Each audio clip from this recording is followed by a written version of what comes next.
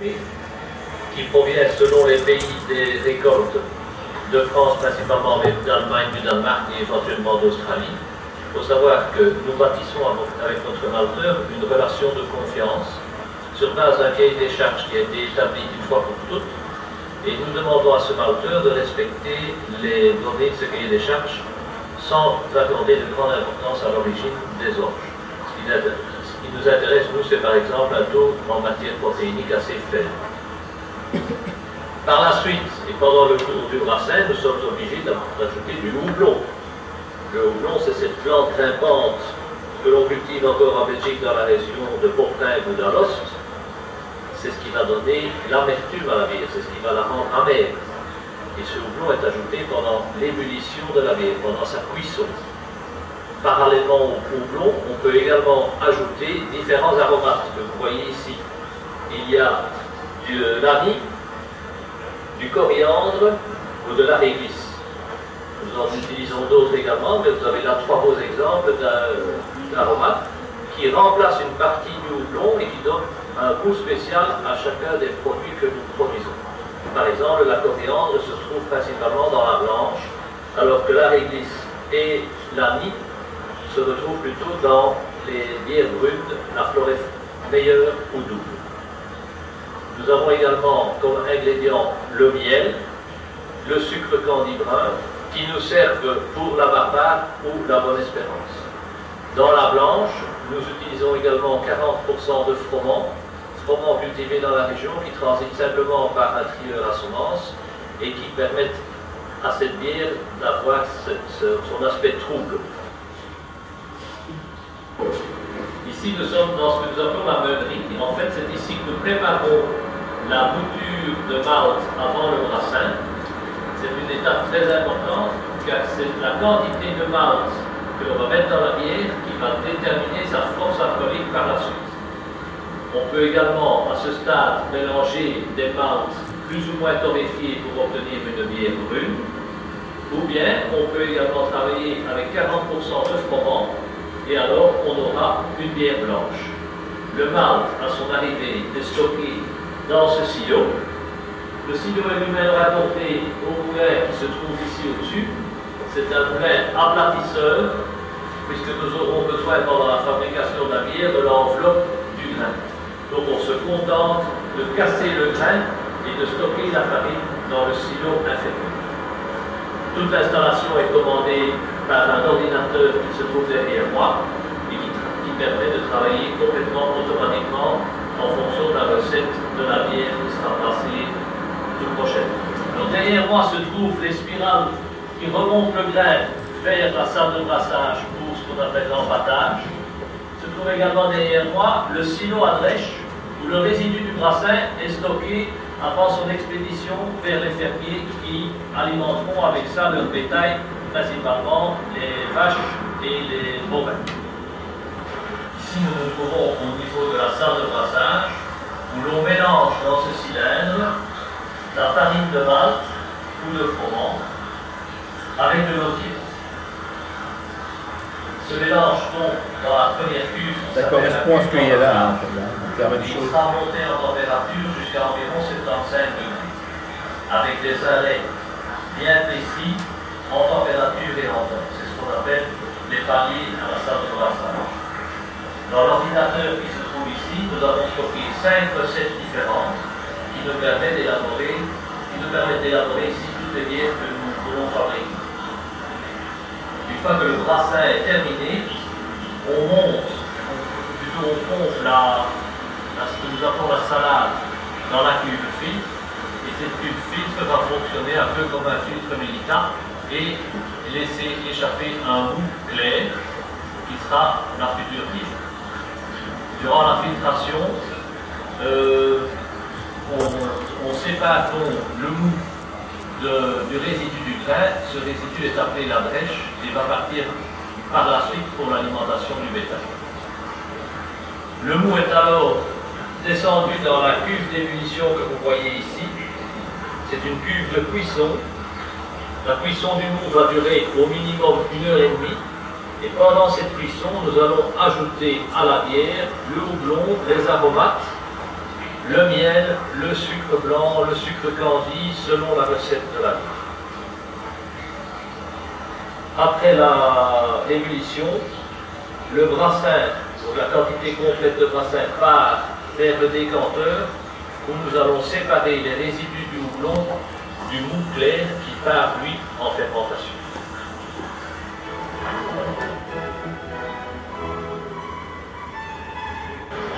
Ici, nous sommes dans la salle de fermentation. C'est ici que le mou devient bière. Actuellement, nous avons ici une cuve en fermentation. Je vous montre le vapoteur. Ce qui provoque le bouillonnement dans la lanterne, c'est le dégagement du gaz carbonique produit par la fermentation.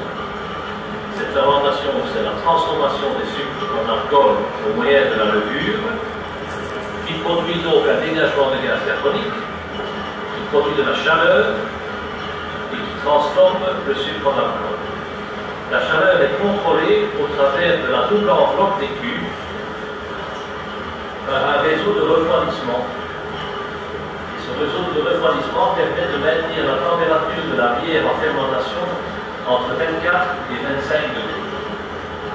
La fermentation d'une bière dure de 2 jours à 4 jours pour une bière forte. Les bières blanches, par exemple, fermentent en 48 heures. Une bière triple ou une bière barbare, beaucoup plus forte, ont besoin de 4 jours pour fermenter. Au plus il y a de sucre à fermenter, au plus la levure a besoin de temps pour effectuer son travail. Les fermentations sont contrôlées automatiquement par des ordinateurs qui sont fixés au mur avec les consignes de température.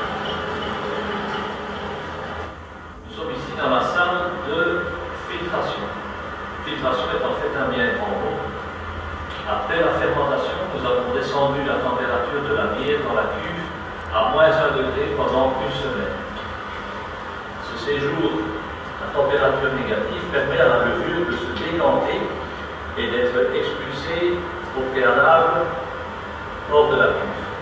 Il faut alors clarifier la bière, ce que nous faisons au travers d'une centrifuge qui, comme son nom l'indique bien, utilise la force centrifuge pour séparer la levure de la bière claire, de façon mécanique.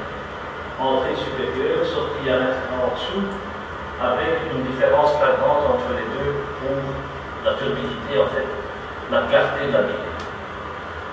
Après cette opération, la bière traverse ce que nous appelons le flash pasteurisateur. C'est un échangeur de température qui permet de pasteuriser de façon ultra rapide la bière sans lui occasionner de dégâts au niveau du goût. Il faut savoir qu'à la brasserie Lefebvre, nous n'utilisons pas de filtre et nous filtrons la bière le moins possible. C'est pourquoi nous sommes toujours fidèles à la centrifuge qui permet de clarifier le produit sans lui enlever les principes essentiels de son goût. En Belgique, les bouteilles sont consignées. À l'exportation, elles partent pour ne pas revenir. Nous sommes donc obligés de pouvoir les laver afin de les recycler. Elles sont d'abord dégraissées, sorties des casiers en plastique. Elles se présentent ensuite dans une laveuse de bouteilles. Elles vont être traitées de façon très spécifique.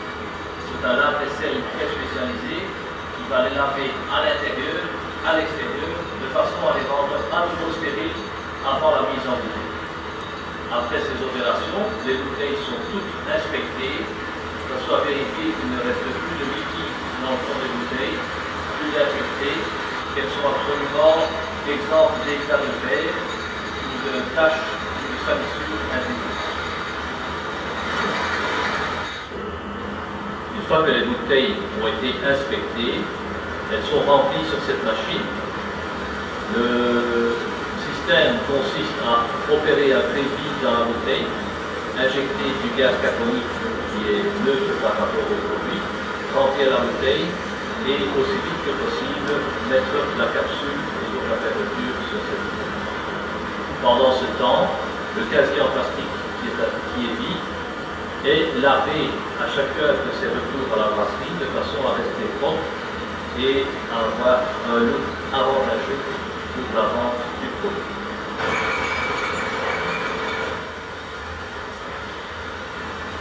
Nous fois que les bouteilles ont été remplies et soutirées, il reste à les pasteuriser, ce que nous faisons à travers un tunnel de pasteurisation, uniquement pour les bières fruitées.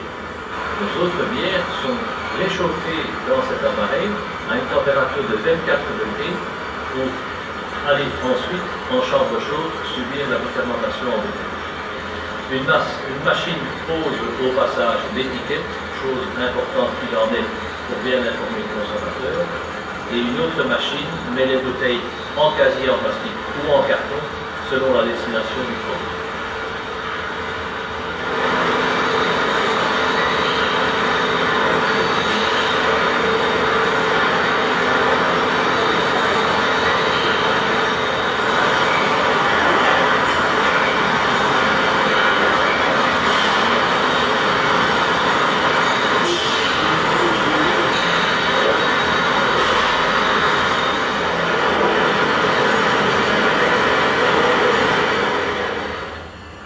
Nos bières sont pour la plupart refermentées en bouteille.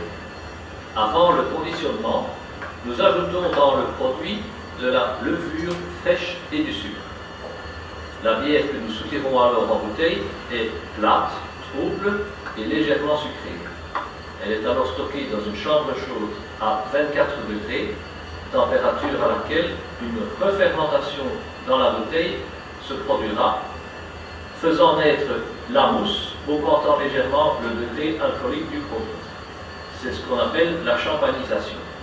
Ce procédé est issu directement de la tradition des trappistes et du champagne français. Mais la bière n'est-elle pas notre champagne? Ici, nous sommes à la mise en fût.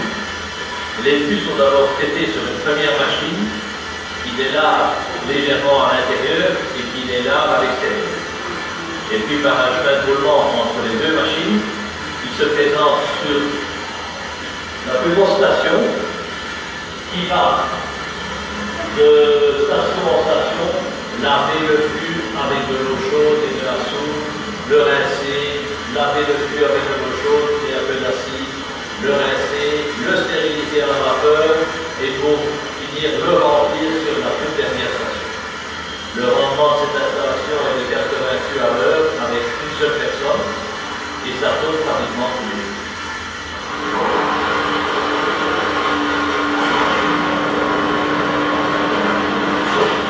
Les eaux d'armasserie sont épurées au travers d'une station d'épuration. Vous en voyez le premier stade ici derrière. En fait, c'est un filtre tambour qui permet de séparer les matières les plus grosses de l'eau plus claire.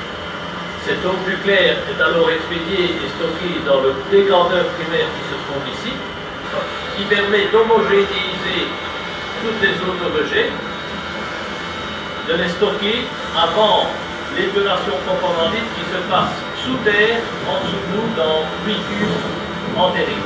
C'est un système où nous injectons dans l'eau de l'air à basse pression, le passage de l'air favorisant la régénération de l'eau, sa mise en conformité avant de partir vers le réseau communal.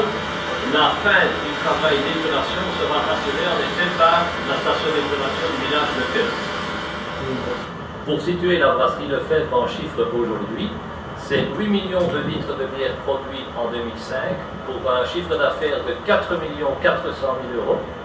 C'est 22 emplois directs, 4 emplois indirects. 85% des volumes sont exportés, principalement vers la France et d'autres pays du marché commun, mais également vers ce que j'appelle les destinations exotiques comme le Québec, Moscou, le Kazakhstan, Israël, le Japon, j'en passe, et de plus touristique encore.